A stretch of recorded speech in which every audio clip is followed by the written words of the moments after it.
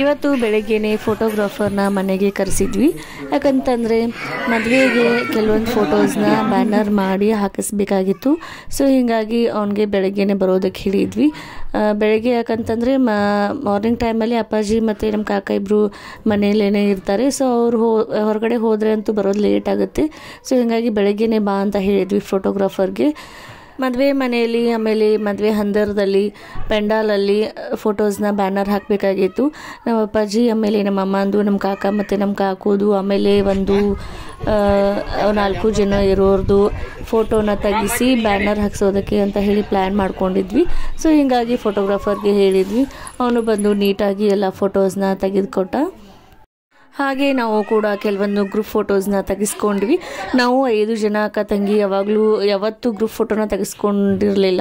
So ಹೀಗಾಗಿ ಇವಾಗಲೇ time ಸಿಕ್ಕಿದೆ ಅಂತ ಹೇಳಿ ನಾವು ಕೆಲವೊಂದು ಗ್ರೂಪ್ ಫೋಟೋಸ್ನ ತೆಗೆಸ್ಕೊಂಡ್ವಿ. ಆ್ಯಂಡ್ ಇದು ಮದುವೆಗೆ ಬೇಕಾಗಿರುವಂಥ ಅಡುಗೆ ಸಾಮಾನನ್ನು ಎಲ್ಲನೂ ಸಂತೆಯನ್ನು ಮಾಡ್ಕೊಂಡು ಬಂದರು. ಸೊ ಅಡುಗೆಗೆ ಬೇಕಾಗಿರುವಂಥ ಎಲ್ಲ ಸಂತೆಯನ್ನು ಮಾಡಿಕೊಂಡು ಟ್ಯಾಕ್ಟರ್ ಡಬ್ಬಿಲೇ ತೊಗೊಂಡು ಬಂದರು. ಇಲ್ಲೇ ಮನೆ ಮುಂದೆನೇ ತೊಗೊಂಡು ಬಂದರು. ಮನೆಯಲ್ಲೇ ಸ್ವಲ್ಪ ದಿನ ಸ್ಟೋರ್ ಮಾಡಿ ಇಟ್ಕೊಳ್ಳೋಣ ಅಂತ ಹೇಳಿ. ಯಾಕಂತಂದರೆ ಇದನ್ನ ಸಂತೆ ಮಾಡಿ 1 ವೀಕ್ ಮುಂಚೆನೇ ನಾವು ಇದನ್ನ ಶಾಪಿಂಗ್ ಮಾಡಿ ಇಟ್ಟು ಬಂದಿದ್ರು. ಸೊ ಮನೆಯಲ್ಲೇ ಸ್ಟೋರ್ ಮಾಡಿ ಇಟ್ಕೊಂಡ್ರೆ ಆಯಿತು ಅಂತ ಹೇಳಿ ಇಲ್ಲೇ ತೊಗೊಂಡು ಬಂದಿದ್ರು. ಆಮೇಲೆ ಮದುವೆ ಹಿಂದಿನ ದಿನ ಅದನ್ನ ಕಲ್ಯಾಣ ಮಂಟಪಕ್ಕೆ ಇಟ್ಟು ಬರ್ತಾರೆ. ಸೊ ಅಲ್ಲಿ ತನಕ ಇಲ್ಲೇ ನಾವು ಇಟ್ಕೊಂಡಿದ್ವಿ.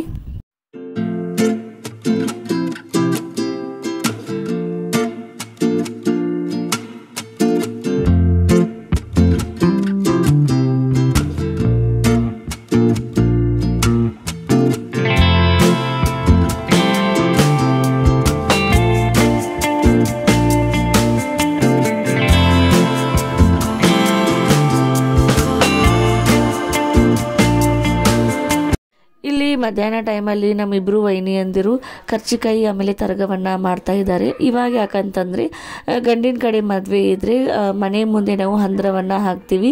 ಸೊ ಹಂದರದಲ್ಲಿ ಕರ್ಚಿಕಾಯಿ ಆಮೇಲೆ ತರಗವನ್ನು ಕಟ್ತಾರೆ. ಸೊ ಹೀಗಾಗಿ ತರಗ ಆಮೇಲೆ ಕರ್ಚಿಕಾಯಿ ಆಮೇಲೆ ಹಪ್ಪಳವನ್ನು ಮಾಡಿ ಹಂದರಗಂಬ ಅಥವಾ ಹಾಲ್ಗಂಬ ಅಂತ ಹೇಳಿ ಹಾಕ್ತಾರೆ. ಆವಾಗ ಇವನನ್ನು ಅಲ್ಲಿ ಕಟ್ತಾರೆ. ಒಳಕಲ್ ಪೂಜೆಗೆ ಅಂತ ಹೇಳಿ ಒಣಕೆಯನ್ನು ತೊಗೊಂಡು ಬಂದೀವಿ ಹುಡ್ಕಾಡ್ಕೊಂಡು. ಇವಾಗ ಮಕ್ಕಳ ಮದುವೆ ಅಂತ ಹೇಳಿ ಇವಾಗ ಒಣಕೆ ನೆನಪಾಗಿದೆ ಇವ್ರಿಗೆಲ್ಲ. ಎಲ್ಲೋ ಒಂದು ಮೂಲೆಯಲ್ಲಿ ತೆಗೆದಿಟ್ಟಿದ್ರು.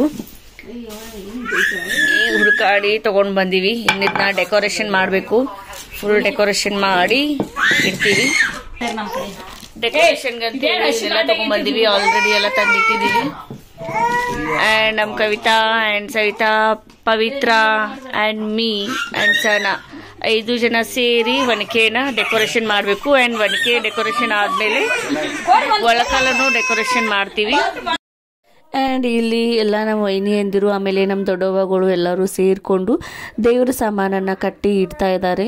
ಯಾಕಂತಂದರೆ ಮದುವೆ ಟೈಮಲ್ಲಿ ನಾವು ಮನೆ ದೇವ್ರಿಗೆ ಆಮೇಲೆ ನಮ್ಮ ಊರಲ್ಲಿರುವಂಥ ಎಲ್ಲ ದೇವರುಗಳಿಗೆ ನಾವು ಅಭಿಷೇಕವನ್ನು ಮಾಡಿಸ್ತೀವಿ.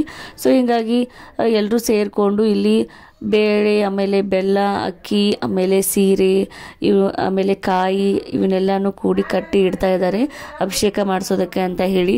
ಎಲ್ಲರೂ ಸೇರಿ ಮಾತಾಡ್ಕೊಂಡು ಮಾಡಿದ್ರೇ ಕೆಲಸ ಆಗುತ್ತೆ ಅಂತ ಹೇಳಿ ಎಲ್ಲರೂ ಸೇರಿನೇ, ಅಂದರೆ ಒಬ್ಬರು ಮಾಡಬೇಕಾದ್ರೆ ಒಬ್ಬೊಬ್ಬರೇ ಮಾಡಿದ್ರೆ ಏನಾಗುತ್ತೆ ಮರ್ತು ಹೋಗುತ್ತೆ, ಒಂದು ಹಾಕ್ತೀವಿ ಒಂದಿರಲ್ಲ. ಸೊ ಒಂದು 5-6 ಜನ ಎಲ್ಲರೂ ಸೇರ್ಕೊಂಡು ಮಾಡಿದರೆ ಎಲ್ಲರಿಗೂ ನೆನಪಿರುತ್ತೆ. ಒಬ್ಬರು ಮರೆತರು ಇನ್ನೊಬ್ಬರು ನೆನಪು ಮಾಡ್ತಿರ್ತಾರೆ. ಸೊ ಹೀಗಾಗಿ ಅಷ್ಟು ಸೇರಿಕೊಂಡು ದೇವ್ರ ಸಾಮಾನನ್ನು ಇಲ್ಲಿ ಕಟ್ಟಿ ಇಡ್ತಾ ಇದ್ದಾರೆ. ಆಮೇಲೆ ನಮ್ಮ ಮನೆಗೆ ಸಂಬಂಧಪಟ್ಟಂಥ ಸ್ವಾಮಿಗಳಿಗೂ ಕೆಲವೊಂದು ಐಟಮ್ಸನ್ನು ಕೊಡ್ತಾರೆ. ಸೊ ಅವನನ್ನು ಕೂಡ ತೆಗೆದಿಟ್ರು. ಹಾಕೋದಪ್ಪ ಅಂತಂದ್ರೆ ಈ ಅಕ್ಷತೆ ಯಾಕೆ ಬಂದಿರ್ತಾರಲ್ಲ, ಈ ಅಕ್ಷತೆ ಹಾಕಕ್ಕೆ ಯಾರೇ ಬರುವತ್ನಾಗ ಒಂದು ಪಕ್ಷದಲ್ಲಿ ಆ ವ್ಯಕ್ತಿ ಯಾರಾಗಲಿ, ನಿಮ್ಮ ಬಂಧುಗಳಾಗಲಿ, ರಿಲೇಷನ್ಶಿಪ್ ಆಗಲಿ, ರಿಲೇಷನ್ಶಿಪ್ ಆಗಲಿ, ನಿಮ್ಮ ರಿಲೇಷನ್ಶಿಪ್ ಆಗಲಿ, ಯಾರೋ ಆದ್ರೂ ಅವ್ರ ಅಕ್ಷತೆ ಇಲ್ಲಿ ಅದಾವ ಅಂದಂಗೆ ಅವ್ರ ಕಡೆಯಿಂದ ಅಕ್ಷತೆ ಹಾಕಿದಂತ ಅದಕ್ಕೆ ಹುಡುಕ್ಯಾಡಿ ಹಾಕಂತ ಹೇಳ್ತದೆ. ಆಯ್ತ್ರಿ, ಬಂದ್ ಮಾಡ್ರಿ. ಬಿಲೆ ಸಣ್ಣ ಹುಡುಗ ಆಗಿದಿಲ್ಲ, ಐಸ್ ಕ್ರೀಮ್ ಬರತ್ತೆ ತಿನ್ನಾಕ.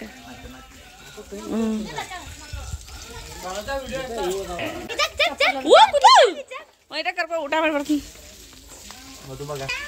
ಮದುಮಗನೇ ಐಸ್ ಕ್ರೀಮ್ ತಿನ್ಬೇಡ. ಮದುವೆಯಾಗ ಫುಲ್ ಮಂದಿ ನೆಗಡಿ ಬರ್ತಾರೆ, ಏನು ಮಾಡ್ತಿ? ಏನು ಮಾಡತ್ತಿ? ತಿನ್ನತಿ? ಎಂಜಾಯ್